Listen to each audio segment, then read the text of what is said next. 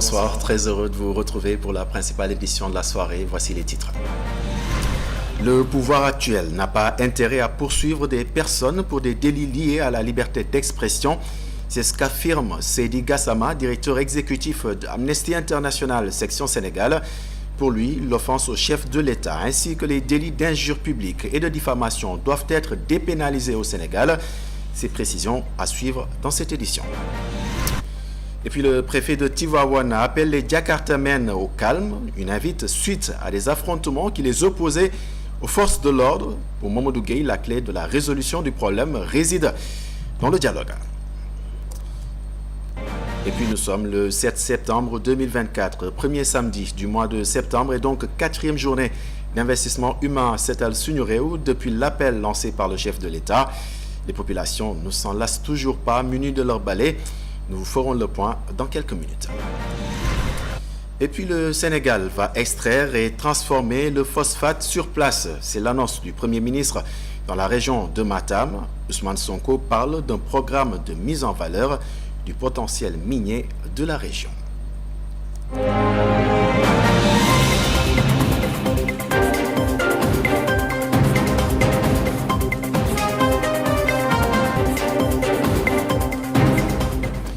Bien bonsoir et bienvenue dans cette principale édition de la soirée. Ils en parlaient en début de journal. Le directeur exécutif d'Amnesty International section Sénégal plaide donc en faveur de la libération de l'ancien commissaire de police Cheikhna Keita.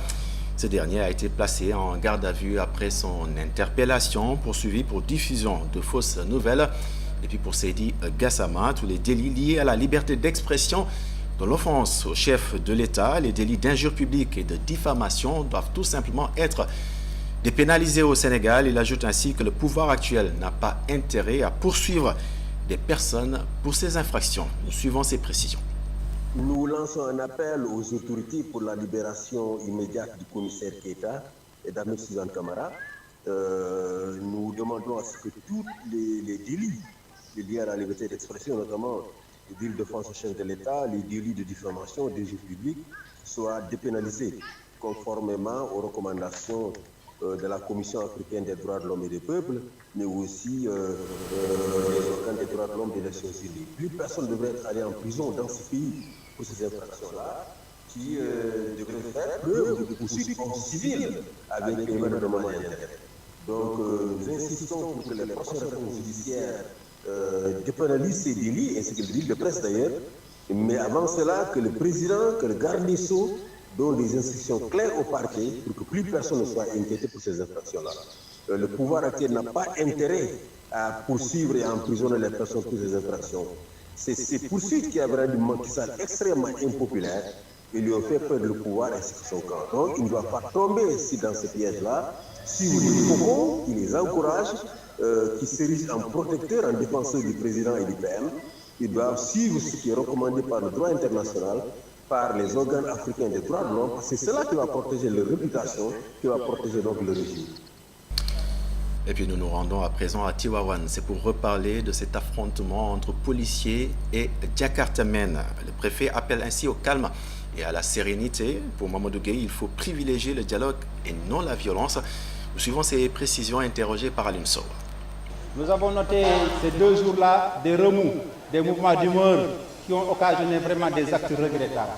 Ça, je voulais déjà condamner ces actes-là, en disant que dans un État qui se respecte, je crois que tout le monde doit se plier à l'administration et à donc la loi. Ça n'empêche pas que les gens puissent avoir des mécontentements ou des sentiments, mais tout doit se régler dans la concertation, dans le dialogue, mais non dans des actes de violence. Je crois que si nous devons construire ce pays également, il faut, à commencer par les jeunes, qu'on puisse vraiment avoir cet état d'esprit-là. Je crois que c'est important. Donc c'est des événements très regrettables. Je voudrais donc appeler les uns et les autres, toutes les parties prenantes, donc au calme et à la sérénité.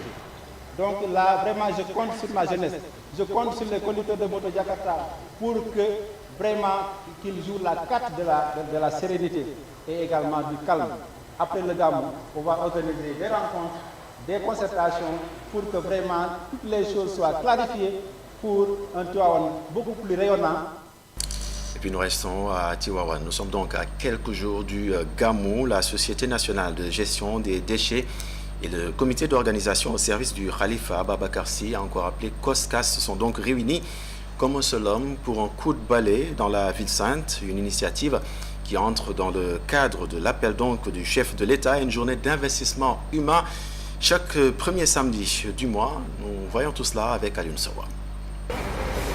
Balais, pelles, brouettes, camions et autres outils mobilisés par des acteurs communautaires, le COSCAS et de simples citoyens. Objectif, rendre propres les esplanades des mosquées. Pour le délégué de Sonaged de Tivaouane, un dispositif important a été déployé. On a déployé du personnel au nombre de 250 agents. On a déployé du matériel lourd que vous voyez. On a déployé aujourd'hui 3 pelles mécaniques, 7 bennes à ciel ouvert, 3 bennes tasseuses et un polybène pour la journée d'aujourd'hui. Le préfet de Tivaouane magnifie la mobilisation de toutes les couches de la communauté. Pour Mamadou Gueye, l'objectif est de faire de la cité de Maodo une ville propre. Nous avions lancé un challenge. C'était que si on devait un jour évaluer et classer les départements les plus propres, les villes les plus propres, que Tivaouane soit classé premier. Et depuis lors, nous avons noté avec beaucoup de satisfaction et beaucoup de fierté qu'il y a des initiatives, des challenges, des activités de mobilisation. C'est pourquoi la jeunesse de la ville s'est mobilisée pour rendre perpétuelles ces actions. Faire du nettoiement avant, pendant et après le Mawlud. Donc c'était ça le maître mot. Et je vois que la population, plus particulièrement la jeunesse de Tivaouane, s'est engagée à respecter ces orientations. Pour les autorités compétentes et le COSCAS, l'objectif de la journée de mobilisation citoyenne Setal Sunu Réew est clair, faire de Tivaouane la ville la plus propre du Sénégal. Et puis toujours dans ce cadre, l'adjointe au gouverneur de Kolda invite les communautés à plus de civisme.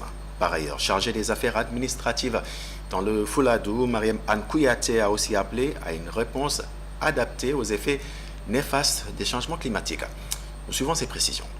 Permettez-moi de remercier le colonel de la zone militaire numéro 6, le colonel Théodore Adrien Sarr et l'ensemble de ses collaborateurs, l'inspecteur régional des eaux et forêts, les services de la jeunesse, des sports, de la culture, la famille, l'urbanisme, l'inspection d'académie, en tout cas tous les chefs de service au niveau régional, au niveau départemental, mais aussi les coordonnateurs de projets, programmes, les acteurs de la société civile, mais aussi les mouvements communautaires, que ce soit les associations de jeunes, les associations sportives, les acteurs culturels, les éléments de l'UCG, de la Sonaged, les forces de défense et de sécurité, les corps paramilitaires. En tout cas, nous avons essayé de fédérer toutes les forces vives de la région pour qu'ensemble nous puissions mener cette journée d'investissement humain pour la préservation de l'environnement, pour la préservation de notre cadre de vie. On est dans un contexte de changement climatique et pour cela, il nous faut faire des actions. Notre région est caractérisée par la coupe abusive de bois, par les feux de brousse. Tant d'actions qui vont à l'encontre de la préservation de l'environnement. Et nous, quelle réponse en tant que citoyens, en tant que Sénégalais, en tant que Koldois, quelle réponse nous devons apporter face à toutes ces menaces? Parce que, j'ai l'habitude de le dire, la discipline pose problème dans notre pays. Le civisme, la citoyenneté, le patriotisme, ça pose problème. Et j'ai l'habitude de le dire, l'État ne peut pas toujours tout faire. Il faut que les populations aussi viennent en appui, donner leur contribution pour qu'ensemble on puisse construire une nation verte, une nation résiliente, une nation prospère. Et puis toujours à l'occasion de la journée d'investissement humain, Setal Sunu Réew, Ousmane Sonko a été accueilli en grande pompe au niveau de la région de Matam. Et puis sur place, le Premier ministre a annoncé un programme de mise en valeur du potentiel minier de la région. L'option du gouvernement est d'extraire et de transformer le phosphate sur place. Nous suivons les explications du Premier ministre Ousmane Sonko. Le potentiel en matière d'élevage que nous connaissons également, mais surtout le potentiel minier. Je voudrais dire à toute la région, je peux leur annoncer déjà une bonne nouvelle, c'est que l'extraordinaire potentiel phosphatique qu'il y a dans la région, qui est le potentiel le plus important, on parle beaucoup de ce qu'il y a dans la région de Thiès, qui est déjà assez important et qui est exploité au Sénégal depuis plusieurs décennies. Mais le potentiel qu'il y a ici, dans la région de Matam, est plus important que celui qu'on a dans la région de Thiès. C'est un potentiel encore vierge. Et c'est pourquoi la bonne nouvelle que je veux vous annoncer, qui est une option de notre gouvernement et du régime dirigé par le président Bassirou Diomaye Faye, c'est d'éviter les pièges du passé, les mauvaises options qui ont été faites. Pour nous, il est hors de question que ce phosphate soit extrait du sous-sol, exporté brut pour être transformé ailleurs.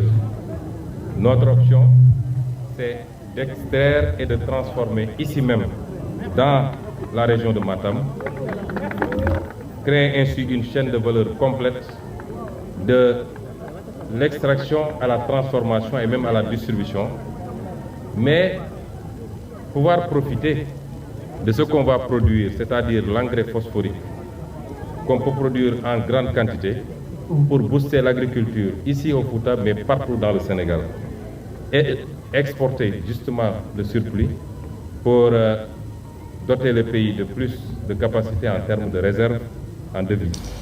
Et puis le ministre de la Pêche a annoncé de son côté que les accords de pêche entre le Sénégal et l'Union européenne vont prendre fin en novembre. Et puis une annonce qui a donc suscité beaucoup d'espoir chez certains pêcheurs de Soumbédioune précisément. Cela dit, d'autres restent sceptiques et soulignent ainsi l'importance d'un suivi rigoureux pour que cette rupture profite pleinement à la pêche artisanale. Le reportage est avec Aïssatou Kane au niveau de Soumbédioune. À Soumbédioune, une pirogue vient à peine d'accoster que déjà l'activité bat son plein sur la rive. Le marché est animé, les échanges sont vifs et parmi eux, un pêcheur laisse éclater sa joie à l'idée de la fin imminente des accords de pêche signés avec l'Union européenne.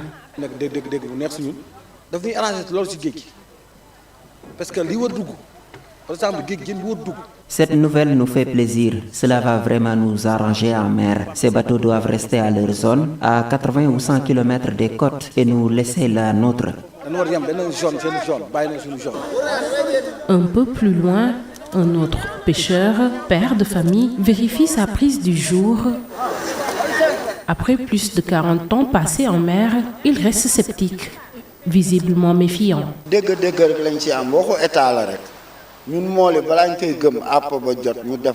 Ce ne sont que des ouïs-dire, des promesses d'État. Nous y croirons seulement quand nous le verrons. On n'arrive pas à s'en sortir à cause de ces bateaux.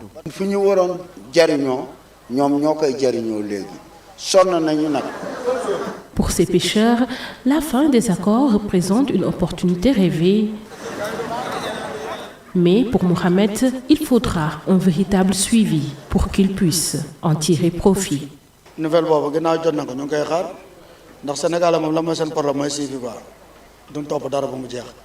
Le problème des Sénégalais, c'est qu'ils ne font pas de suivi. Ils peuvent agir, mais 2 mois après, il n'y a plus de suivi. En tout cas, avec un bon suivi, nous pourrions vraiment nous en sortir.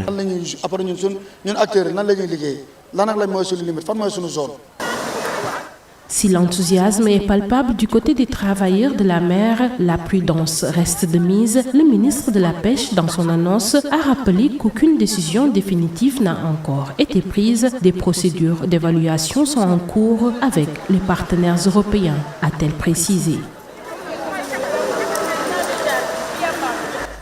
Et puis la société civile ouvre ses portes à de nouveaux membres. Il s'agit des adhérents de la plateforme de la société civile pour la transition énergétique juste au Sénégal.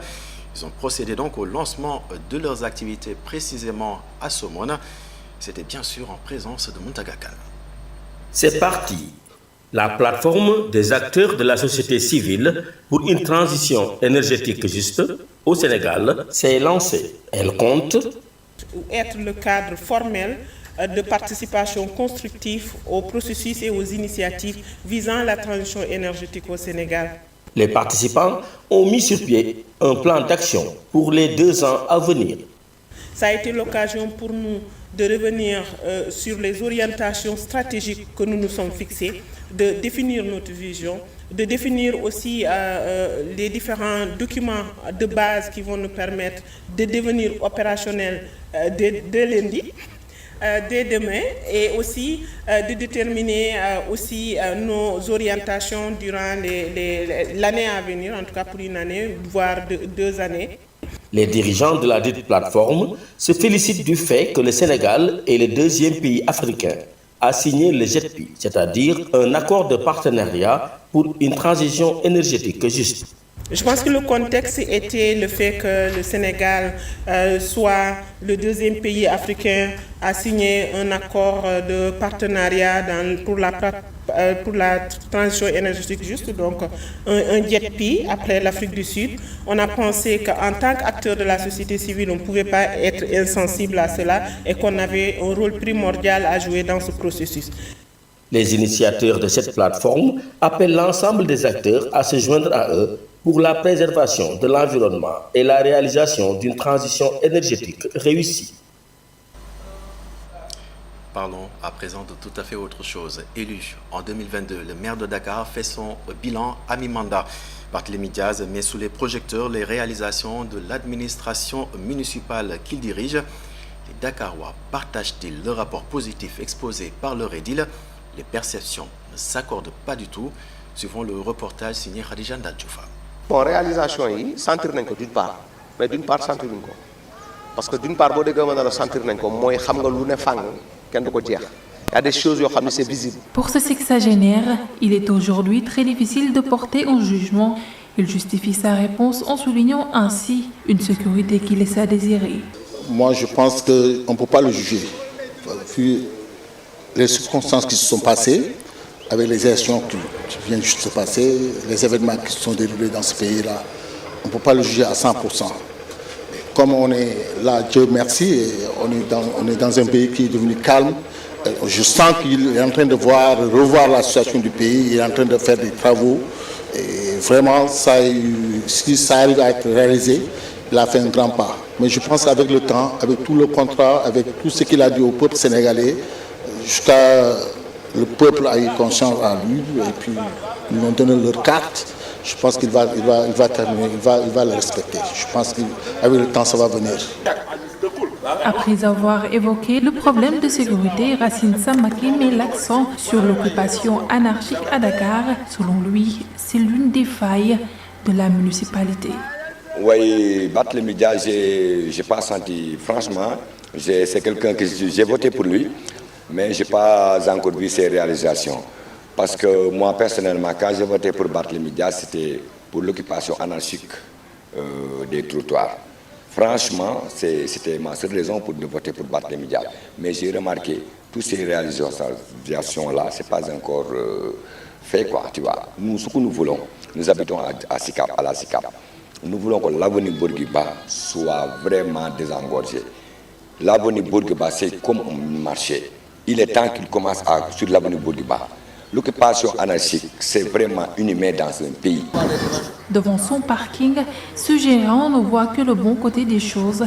En ce qui concerne la salubrité dans la capitale, il note un réel progrès. Honnêtement, pour l'atmosphère de la ville de Dakar, vraiment tu vois que les choses ont un peu changé.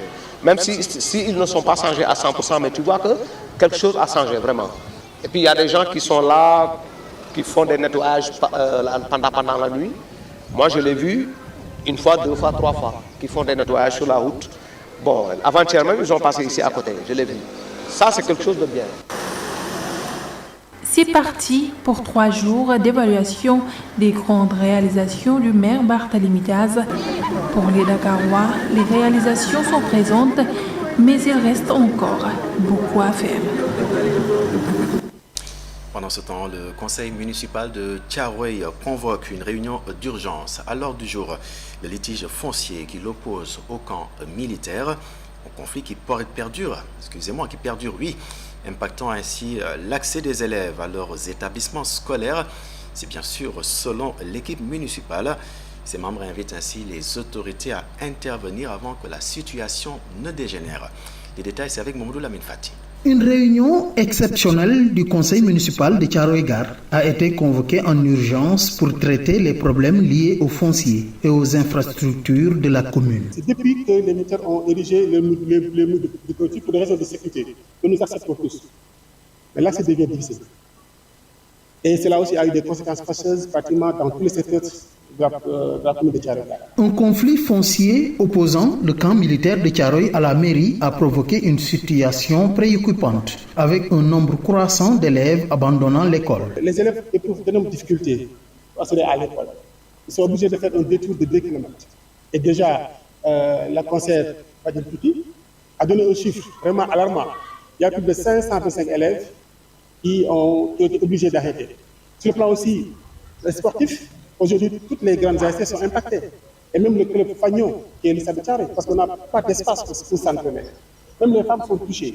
Parce que à l'intérieur du camp, il y a la maison des femmes. On l'avait érigée pour développer l'entrepreneuriat féminin. Aujourd'hui, il faut se constater que c'est la prime et la bannière, ces femmes-là, vraiment d'accéder à ces activités de base-là. En outre, la mairie fait face à des pertes de revenus importantes. Certains occupants refusent de s'acquitter des taxes municipales. Aujourd'hui, il y a un problème parce qu'on a construit un centre commercial, on a mis beaucoup de milliards, mais aujourd'hui, les commerçants éprouvent d'énormes difficultés pour y accéder. Et non pas seulement les commerçants, mais aussi la population.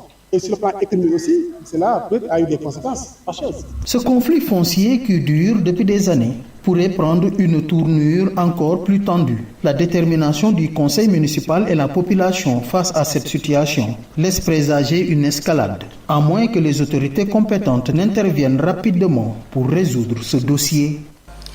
Et puis un homme d'une 60aine d'années est déclaré mort. Rien de particulier jusque-là, seulement il est décédé après avoir été interpellé par les forces de défense et de sécurité. La population manifeste ainsi son indignation et demande que la lumière soit faite dans cette affaire, même si le certificat de genre de mort parle ainsi de mort naturelle.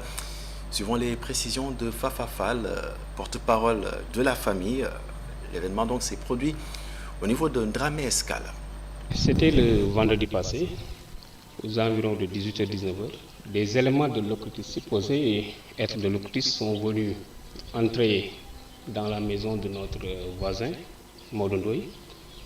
Ils l'ont pris et l'ont amené. Et quelques heures après, ils l'ont déclaré mort. Et vraiment, cette situation nous indigne. Ces mêmes éléments ont appelé la famille. Le lendemain, pour leur dire pour leur demander si le défunt souffrait d'asthme ou bien d'une quelconque maladie. Donc la famille vraiment ne connaissait pas vraiment, ne savait pas une maladie, tonton ou papa ou bien mari vraiment souffrait. Ils l'ont pris sain et sauf, bien portant chez lui. Il y a l'autopsie qui est faite, qui a révélé le certificat de genre de mort comme quoi c'est une mort naturelle. Comment on peut prendre une personne saine et sauve, bien portante, chez lui, et quelques heures après, déclarer sa mort. Et ensuite revenir pour dire que c'est une mort naturelle. On ne peut pas gober ça. Nous ne sommes pas des millions qui rien. On réclame, on voudrait que toute la lumière soit faite pour que cette affaire soit tirée au clair. Sinon, vraiment, nous ne nous sentirons pas sénégalais. Pendant ce temps, on parle de passation de service au niveau de l'administration avec Moussa Tine qui a donc pris fonction ce matin en tant que directeur général de l'habitat et de la construction. Il remplace à ce poste Amadou Thiam. Monsieur Tine, tout en notant les limites du programme des 100 000 logements, annonce la mise en place du concept de l'État bâtisseur. L'objectif est de permettre aux Sénégalais d'avoir un accès rapide et à moindre coût au logement. Les précisions du tout nouveau directeur général de l'habitat et de la construction. L'insatisfaction demeure. Les résultats du programme des 100 000 logements de l'État en témoignent. En 5 ans, seulement 1500 logements ont été réalisés sur 100 000 prévus, soit moins de 1,5% de l'objectif final. Ce constat est sans appel. Le modèle actuel n'a pas atteint ses objectifs et la situation ne cesse de s'aggraver. À situation exceptionnelle, mesure exceptionnelle. Face à cette réalité, nous devons agir avec ambition et rigueur. Nous devons mettre en place un programme d'accessibilité à la propriété et au locatif social, tout en lançant un vaste programme de restauration et de requalification urbaine. L'objectif est de combler ces déficits, afin non seulement de résoudre le problème à long terme, mais aussi de poser les bases d'un écosystème durable capable de répondre aux besoins futurs en logement. Le projet des 100 000 logements, tel qu'il est conçu, a montré ses limites. Il est crucial de le repenser en profondeur. C'est pourquoi nous introduisons le concept de l'État bâtisseur. Ce concept appelle à une intervention plus directe et active de l'État dans le processus de création de logements. Nous devons bâtir un secteur du bâtiment fort et autonome, capable de relever le défi de la construction massive de logements. Élément donc qui marque le point final de cette édition. Merci de l'avoir suivi. Excellente soirée, excellente suite des programmes sur la télévision d'ici et d'ailleurs. Et surtout, prenez bien soin de vous.